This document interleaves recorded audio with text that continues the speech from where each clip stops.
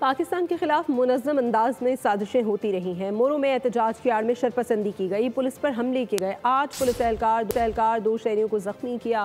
वज़ीर इत्तलात सिंध ने press conference में सबूत पेश कर दिए। मजीद कहा, मोरो में भी GA सिंध के कलदम शफी बुरफत ग्रुप ने एहतजाज की कॉल दी थी। बुरफत ग्रुप सिंध में अहम तनसीबात और दोस्त ममालिक के शहरियों पर हमलों में मुलविस है। कुछ शरपसंद गिरफ्तार करके पर्चे काटे हैं।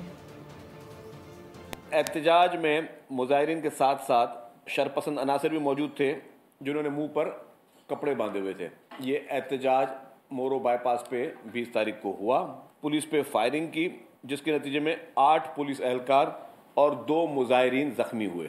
ये नेशनलिस्ट पार्टी नहीं है, ये एक बैंड आउटफिट है जो कि पाकिस्तान में इसको बैन किया गया है। और शफी बुरफत जो हैं वो खुद इतने अरसे से बैरून मुल्क बैठे हैं और यहाँ के नौजवानों को गलत राह पे लगा रहे हैं। इतने बड़े बड़े वाक़यात हुए हैं, चाहे वो ट्रेन की रेलवे लाइन उन पे ब्लास्ट करने हों या हमारे दोस्त ममालिक के कुछ फॉरेनर्स पे हमले करने हों, इस तरह के बाकी जितने भी अहम तनसीबात हैं उस पे हमलों में वो ना सिर्फ मुलविस रहे हैं, काफ़ी वाक़यात में उन्होंने इसकी जिम्मेदारी कबूल की है।